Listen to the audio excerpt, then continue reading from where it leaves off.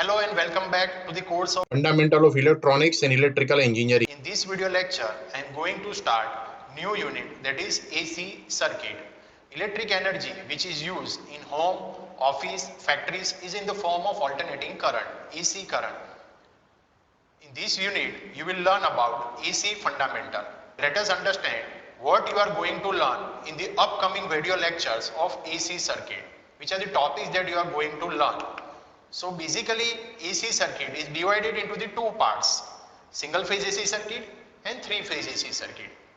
In single phase AC circuit, you are going to learn about the representation of sinusoidal waveform and certain definitions related to that is a peak value, RMS value, then phasor representation of AC quantity, then generation of single phase voltage or power or EMF. Then you will also learn about the different power, that is real power, active power, apparent power and power factors. Then analysis of single phase AC circuit, the circuit which consists of resistor, only inductor and only capacitor, and combination of RLC, that is RL series circuit, RC series circuit, RL series circuit and RLC series circuit and parallel circuit. Then you will learn about the three phase circuit, generation of three phase circuit, how the voltage and current relation is derived in three phase circuit and power measurement of three phase circuit. So these are the different units, these are the different topics that you are going to learn in upcoming video lecture series of AC circuit. Now let us see what I am going to discuss or what I am going to explain in this video lecture. So first thing I am going to discuss in this video lecture is difference between AC and DC. Then advantages of AC circuit over the DC circuit. Then how voltage is generated, EMF is generated, that is a generation of alternating EMF. And the last thing, deriving the equation of alternating EMF. So these are the different topics that I am going to discuss in this video lecture. So let us start with the difference between AC and DC. DC means what? Direct current. AC means what? Alternating current. So here you can see the two waveform, DC waveform and AC waveform. The waveforms are for voltage and current quantity. So DC voltage or DC current or AC voltage and AC current waveforms are these. Now what is the definition of DC voltage or current? So DC current is a current whose magnitude and direction does not change with time. It remains constant. So here you can see magnitude and direction is constant with respect to time. In the case of AC, the alternating current is a current, the magnitude and direction of which changes periodically or after certain time. So here you can see magnitude, not only magnitude is changing, but direction is also changing after certain interval of time.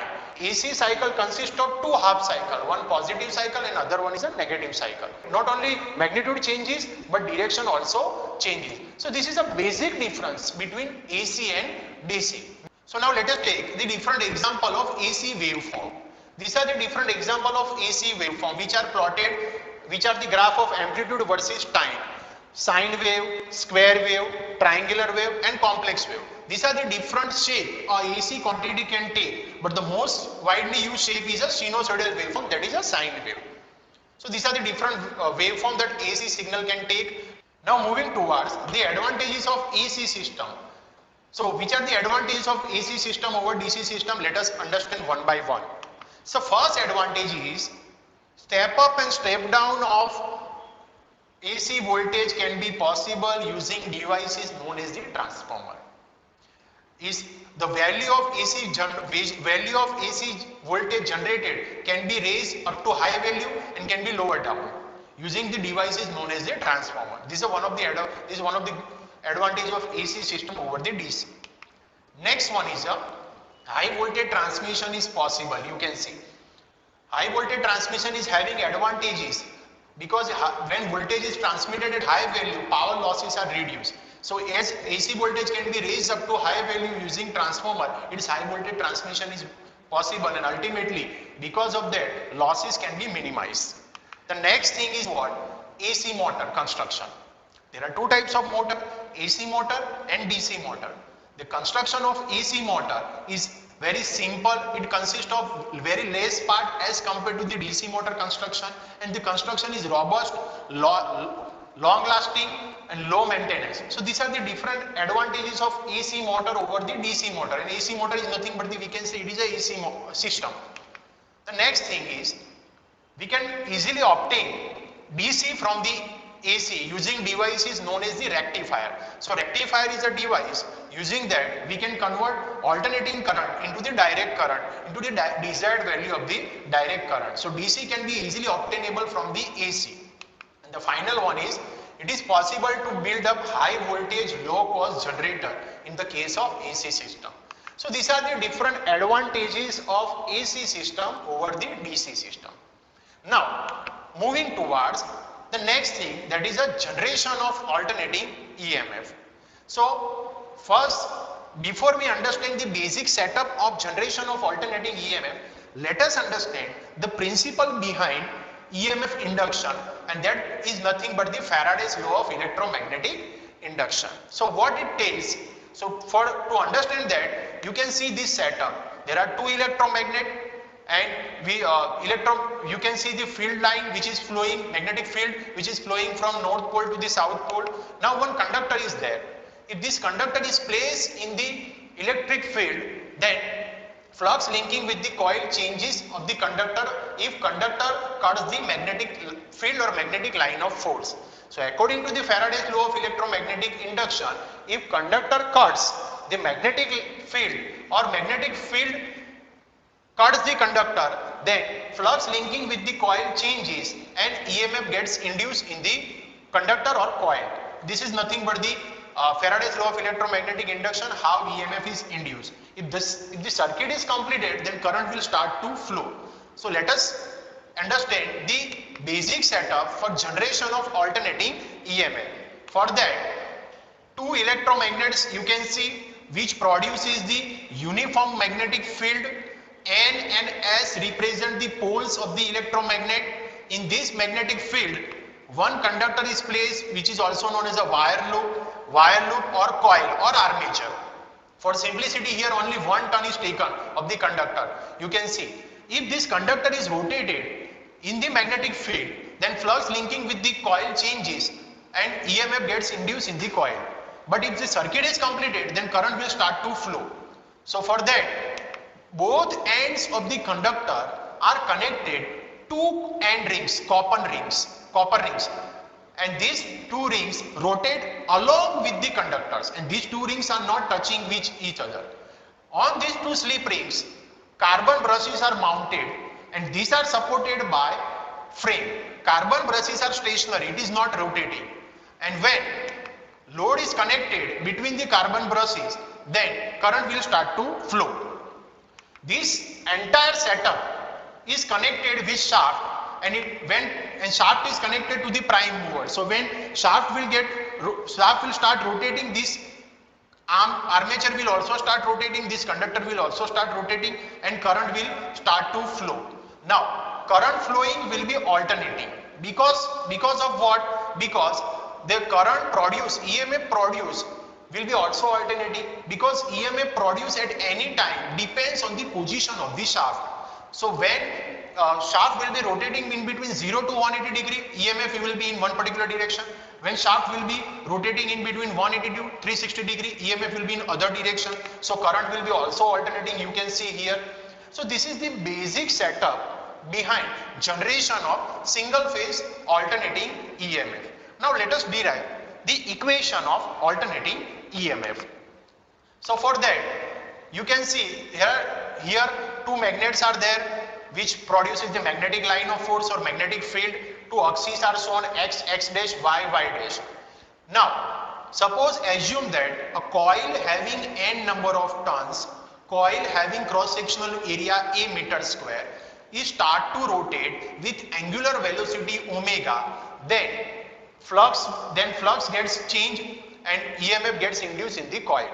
Now suppose if the coil coincides with the x-axis or it is along the x-axis, so you can see here it is perpendicular to the magnetic line of force or magnetic field. So maximum flux will be produced in this case, and maximum flux is represented by phi m, which is measured in terms of Weber.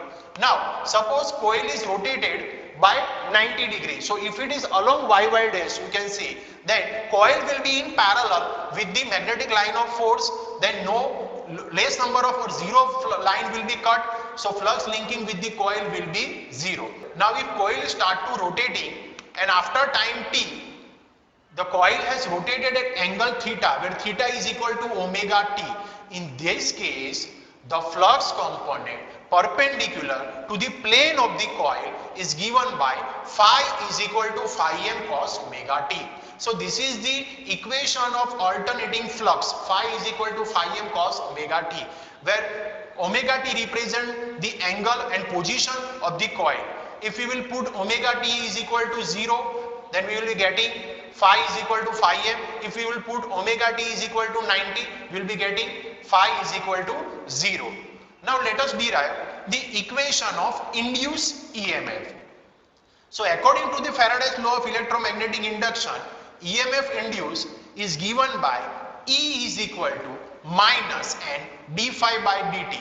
Now putting the value of phi m cos omega t, so minus n d by dt in bracket phi m cos omega t. So differentiating this with respect to time, so we will be getting n phi m omega sin omega t, where n phi m omega is nothing but the maximum value of the induced EMF. So E is equal to Em sin omega t, which is the equation of alternating EMF, where Em is equal to n phi m omega. Now if we will put the different value of omega t in this equation, we will be getting the different value of induced EMF. If these induced EMFs are plotted with respect to time, then we will be having the shape of, we will be having a sinusoidal waveform shape. And here you can say Em is nothing but the maximum possible value. So between 0 to 180 degree, we will be having a positive EMF, and between 180 to 360 degree, we are having negative EMF. If we will put omega t is equal to 0, then E will be 0. If we will put omega t is equal to 90, then E will be Em. If we will put omega t is equal to 180 degree, then induced EMF is also 0. If we will put omega t is equal to 270 degree, we will be getting a negative negative maximum value, that is minus Em. If we put omega t is equal to 360 degree, again induced EMF is 0. So this is how alternating EMF is generated. So in this lecture, I have discussed difference between AC and DC, then which are the advantages of AC system over the DC system, then generation of alternating EMF, and derive the equation of alternating EMF. Hope you have enjoyed this video. Thank you for watching.